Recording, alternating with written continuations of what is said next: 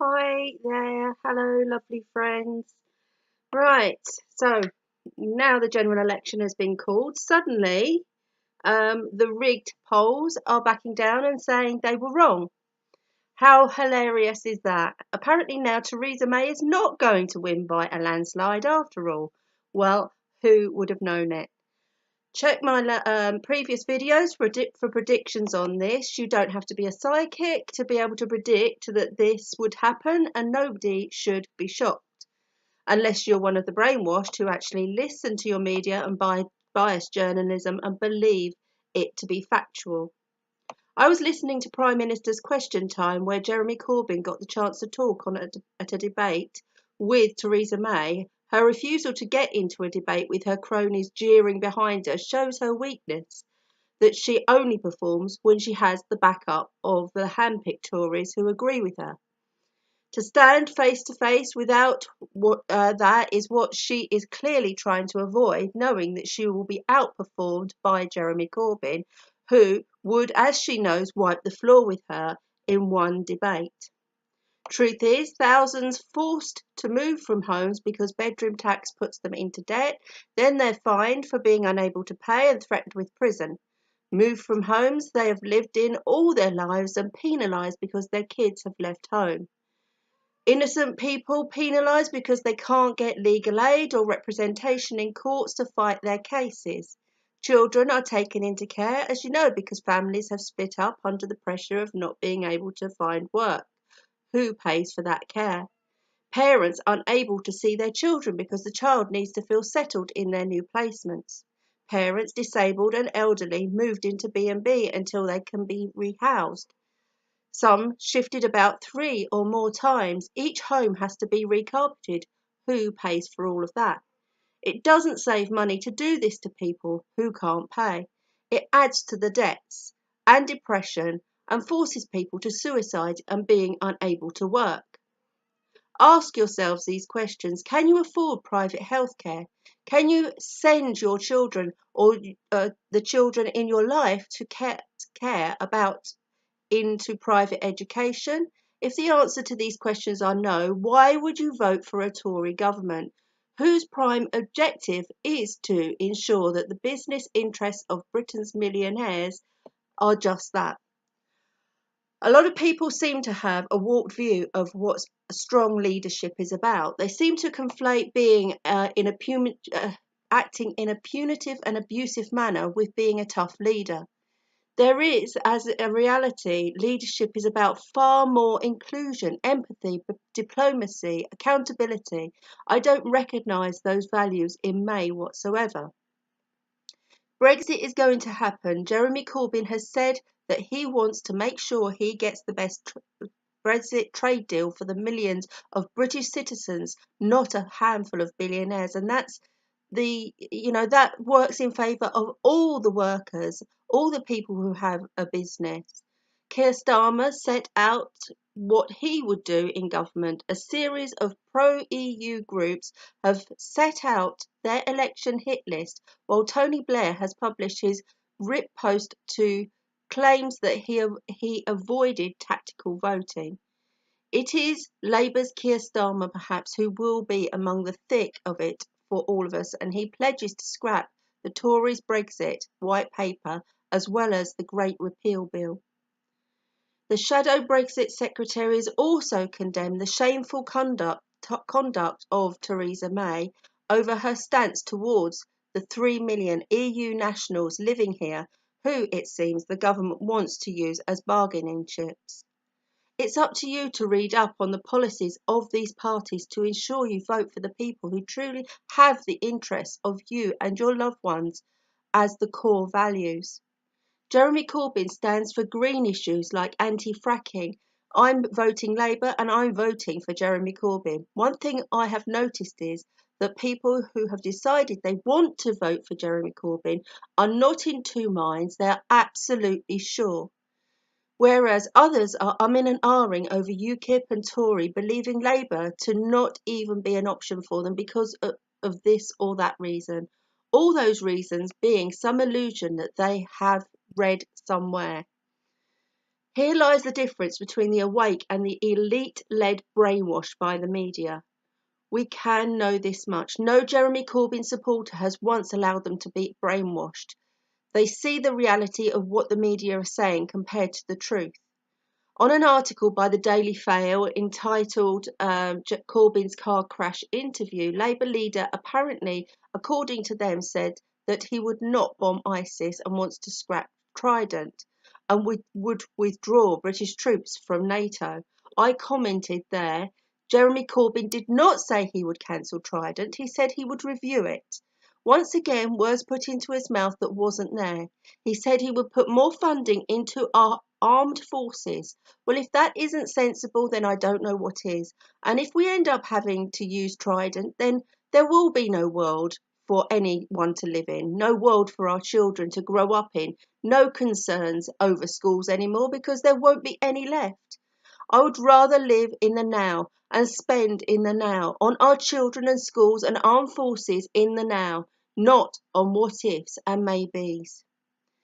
When they bomb ISIL in Syria, they also bomb and kill children. The same picture everyone was so up in arms about when they said Assad had done this to them. And so the response by Trump, supported by May, is to bomb and kill some more. One rule for one, another rule for the other. So long as it is our bombs that kill the children or USA bombs, that makes it okay. There's something very wrong with this picture.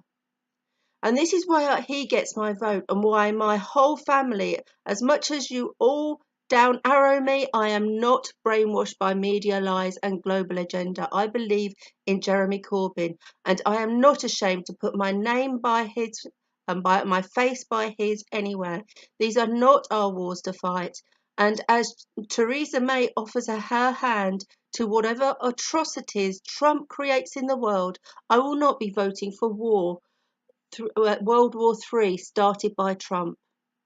Jeremy Corbyn, winner of the International Gandhi Award for Peace, seeks to bring all of us, all British brothers and sisters together so that we can look after one another when we need help, praise each other when we do well, be kind, caring and loyal to each other. To this end, Jeremy Corbyn, when made Prime Minister, will add 4 bank holidays a year, the patron saint days of our beautiful 4 countries, Scotland, Wales, England and Ireland, will be celebrated in unity and British paid holidays. So really, the Daily Fail and the dupes who lap up every word it says take the biscuit. What Corbyn said about our defence was measured and rational, unlike May. He answered all the questions. Trump and Kim show the danger of nuclear weapons and a gung-ho attitude to them. In case you haven't noticed, the reason papers like the Mail opposes Corbyn has nothing to do with global security. It's because the Mail editors don't want to pay their fair share of their tax. And those who are worrying about a national debt, who the hell is it that we owe anyway? Just educate yourselves about the Tories' record. They have increased the national debt. This is an indisputable fact, as is the rise in food banks, the use and from 44,000 to 1.3 million. Homelessness has increased by 50% and there are hundreds and thousands more children living in poverty. Another fact. Although the Tories have recently redefined poverty to disguise their incompetence, austerity has clearly failed. They have failed every single one of their self-imposed targets, now abandoned. 20 Tory MPs are under investigation for electoral fraud. These are all verifiable facts. The UK national debt is 1.8 trillion. It is owned, it says here, by banks and building societies, 9.3% insurance, 23.1% Bank of England, 25.7% and overseas 30.7%. Our Bank of England, the Bank of England that we the people own, and what about the banks, building societies and insurance companies? We own them too, don't we? We are being punished because we can't pay ourselves back money we already own. The American national debt, it says here, is 11 trillion, of which the overseas portion is owned by China, 727 billion, Japan 629 billion, UK 157 billion, Brazil 129 billion, and Russia 116 billion. So yes, you did hear that right. America owes Britain 157 billion plus. So can we have that back, please? It seems to be that the size of the global debt mounting as such that the human suffering around the world from Cyprus to America is so out of proportion to the size of the problem that a more innovative, creative solution is required. This whole situation is that it is confused, illogical, and absurd.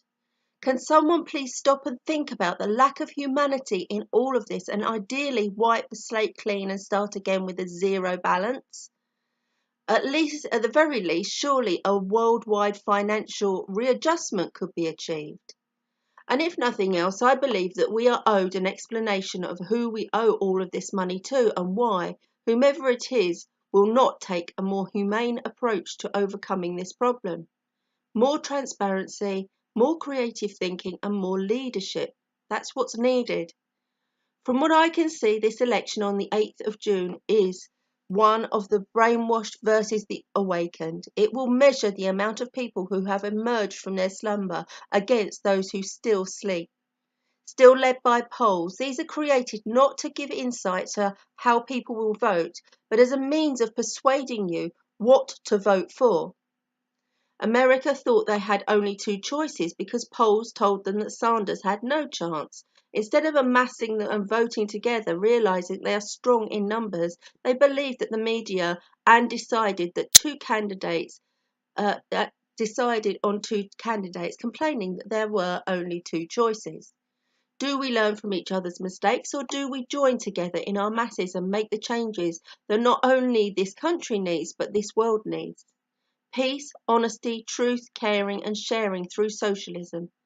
America did have another choice if only they had ignored polls and TV and newspapers with media agenda. You can continue your sleep. Get beyond this and you experience a revelation, an epiphany. No Jeremy Corbyn voter has been brainwashed by the media agenda because there has been no truthful media coverage. Here lies the difference between the awake and the elite-led brainwash by the media.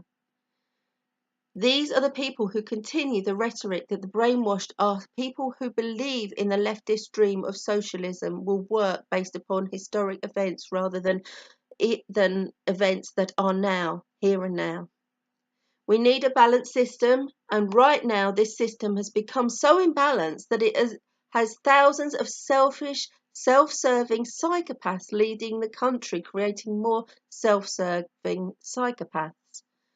Where will this all end? At an end where the button is pressed, maybe, because they can. Never mind the rest, and you, all of your children and your children's children will witness the continuance of this, and that will be a result of your choices on the 8th to keep those psychopaths in power. Most of these people losing a very valuable human tool called empathy as we evolve further into machines without a care for each other. Now, I recognise that the NHS needs urgent financial support. Will the Tories bring that? No. I recognise that this country needs a fair law system that allows everyone to access legal representation. Do the Tories bring that to this country? No. I recognise this country urgently needs a better social care system. Will the Tories bring this? No. I see everything from a different perspective, and one thing that everyone benefits from at some point in their life, whether it be themselves or parents needing care homes, are these three major points. We need a law system that works for all, a care system that works for all, and a health service that works for all. It is these things that need addressing urgently and now. And that does not include cognitive distortion, because when people are too sick to work, someone else pays. When people are unable to get legal representation, criminals get away free without any accountability. When there is nobody to take care of our disabled and elderly, someone else has to pay, or they die. What kind of country does that create? Because rich or poor, we all make up what this country is about, not just the 1%.